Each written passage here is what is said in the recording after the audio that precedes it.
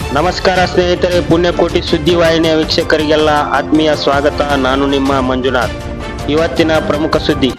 ಇಂದು ಬೈಲಹೊಂಗಲ ತಾಲೂಕಿನ ನೇಗನಾಳ್ ಗ್ರಾಮದಲ್ಲಿ ಶ್ರೀ ಮಹರ್ಷಿ ವಾಲ್ಮೀಕಿ ಮೂರ್ತಿ ಲೋಕಾರ್ಪಣೆ ಕಾರ್ಯಕ್ರಮವು ಅದ್ದೂರಿಯಾಗಿ ಜರುಗಿತು. ಬೆಳಿಗ್ಗೆ 10 ಗಂಟೆಗೆ ನೇಗನಾಳ್ ಗ್ರಾಮದ ಮಡವಾಳೇಶ್ವರ ಮಠದಿಂದ ಕುಂಭಮೇಳವು ಅನೇಕ ವಾದ್ಯ ಮೇಳದೊಂದಿಗೆ ಗ್ರಾಮದ ಪ್ರಮುಖ ಬೀದಿಗಳಲ್ಲಿ ವಾಲ್ಮೀಕಿ ಭಾವಚಿತ್ರವನ್ನು ಮೆರವಣಿಗೆ ಮಾಡಲಾಯಿತು. ನಂತರ ವಾಲ್ಮೀಕಿ ಗುರುಪೀಠದ ಶ್ರೀಗಳು ಮತ್ತು ಲೋಕೋಪಯೋಗಿ ಸಚಿವರಾದ ಶ್ರೀ ಸತೀಶ್ ಜಾರಕಿಹೊಳಿ ಮತ್ತು ಸ್ಥಳೀಯ ಶಾಸಕರಾದ ಬಾಬಾ ಸಾಹೇಬ್ ಪಾಟೀಲ್, ಮಹಾಂತಯ್ಯ ಶಾಸ್ತ್ರಿಗಳು, ಆರಾದ್ರಿಮಠ್, ಬೈಲಹೊಂಗಲ ಜಿಲ್ಲಾ ಪಂಚಾಯತ್ ಸದಸ್ಯರಾದ ರೋಹಿಣಿ ಪಾಟೀಲ್ ವಾಲ್ಮೀಕಿ ಮೂರ್ತಿಯನ್ನು ಅನಾವರಣಗೊಳಿಸಿದರು. ಈ ಸಂದರ್ಭದಲ್ಲಿ ನೇಗನಾಳ್ ಗ್ರಾಮದ ವಾಲ್ಮೀಕಿ ಮೂರ್ತಿ ಪ್ರತಿಷ್ಠಾಪನಾ ಸಮಿತಿಯ ಮುಖಂಡರಾದ ಫಕೀರಪ್ಪ ತಳವಾರ್, ಫಕೀರಪ್ಪ ಲಿ ತಳವಾರ್, ಅಜ್ಜಪ್ಪ ತಳಕಟ್ಟನಾಳ್, ಸಾಗರ್ ತಳವಾರ್, ಸುನಿಲ್ ಜೋಡಗೇರಿ, ಬಸವರಾಜ್ ಜೋಡಗೇರಿ, ಪುಟ್ಟು ಜೋಗಂಗೊಳ, ಗ್ರಾಮದ ಹಿರಿಯರು, ಸಾರ್ವಜನಿಕರು, ಯುವ ಮಿತ್ರರು ಉಪಸ್ಥಿತರಿದ್ದರು. ಮತ್ತು ವಿವಿಧ ಗ್ರಾಮಗಳಿಂದ ಆಗಮಿಸಿದ ವಾಲ್ಮೀಕಿ ಮುಖಂಡರಾದ ವಾಲ್ಮೀಕಿ ಸಮಾಜದ ತಾಲೂಕಾ ಅಧ್ಯಕ್ಷರಾದ ಆನಂದ್ ಪಟಾತ್, ಈರಪ್ಪ ಗುಮ್ಗೋಳ್, ನಿಂಗಪ್ಪ ಅರಿಕೇರಿ, ರಾಯಪ್ಪ ಅಂಬಡಗಟ್ಟಿ, ಸಾವಂತ್ ಕಿರಬನ್ನವರ್, ಶಂಕರ್ ನಾಗಪ್ಪ ಕಲಬಾವಿ, ಶಿವಾಜಿ ಹಿರೇಗೋಳ್, ಕರ್ವೀರ್ ದೊಡ್ಡನಾಯ್ಕ್ ಮುಂತಾದ ಮುಖಂಡರು ಈ ಸಮಯದಲ್ಲಿ ಉಪಸ್ಥಿತರಿದ್ದರು.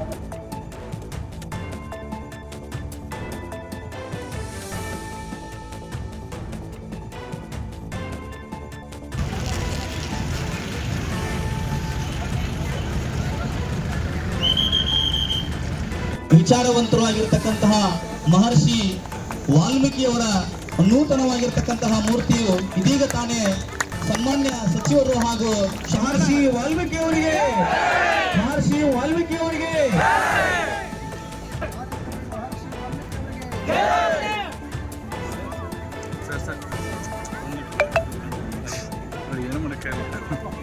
ಸ್ವಲ್ಪ ಈ ಕಡೆ ಬರ್ರಿ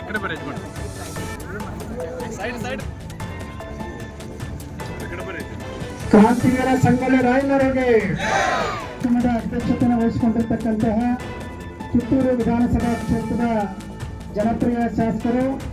ನಾವು ಹಲವಾರು ಬಾರಿ ನೇಗನಾಳ್ ಗ್ರಾಮಕ್ಕೆ ಬಂದಾಗ ಬಹುತೇಕ ಇವತ್ತು ಹೈವೇದಾಗ ಬಂದಂಗಾಯ್ತು. ನಮಗೆ 50 ಬೇಡ ಚಪ್ಪಾಳೆ ತಟ್ಟಿ ಅದನ್ನು ತಿಳಿಸೋಣ. ಇನ್ನು ವಿಶೇಷವಾಗಿ ಈ ಕಾರ್ಯಕ್ರಮದ ದಿವ್ಯ ಸಾನ್ನಿಧ್ಯವನ್ನು ಸಮ್ಮುಖವನ್ನು ವಹಿಸಿಕೊಂಡಿರ್ತಕ್ಕಂಥ ಪೂಜ್ಯತೆ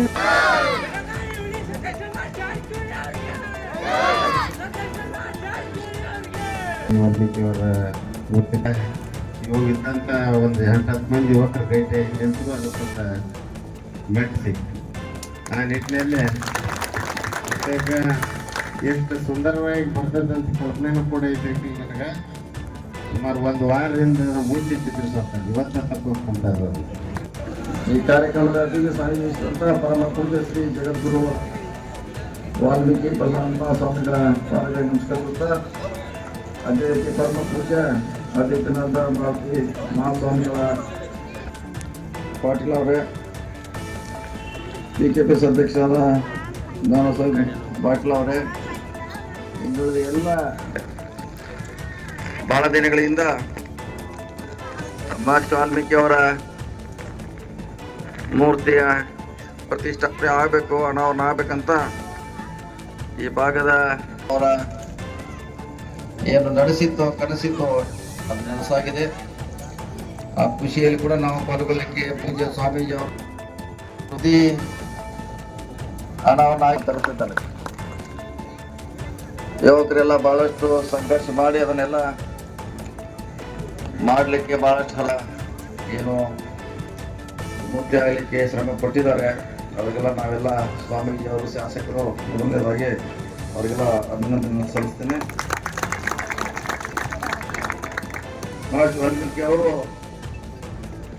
ಇನ್ನೆಲ್ಲದ ಉತ್ತಮ ಕವಿ ಅಂತ ನಾವೆಲ್ಲ ಭಾವಿಸ್ತಾ ಇದ್ದೀವಿ. ಉತ್ತಮ ಕವಿ, ಬಹಳಷ್ಟು ಜನ ಕವಿಗಳಾಗಿದ್ದಾರೆ ಇಲ್ಲಿಯವರೆಗೆ.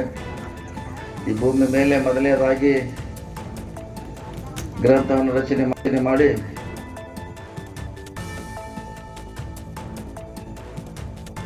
ನಮಗೆಲ್ಲ ಪ್ರೇರಣೆ ಆಗಬೇಕು. ಆ ಗ್ರಂಥದಲ್ಲಿರುವಂಥ ಬಹಳಷ್ಟು ಸಮಾಜಮುಖಿಯಾಗಿದೆ.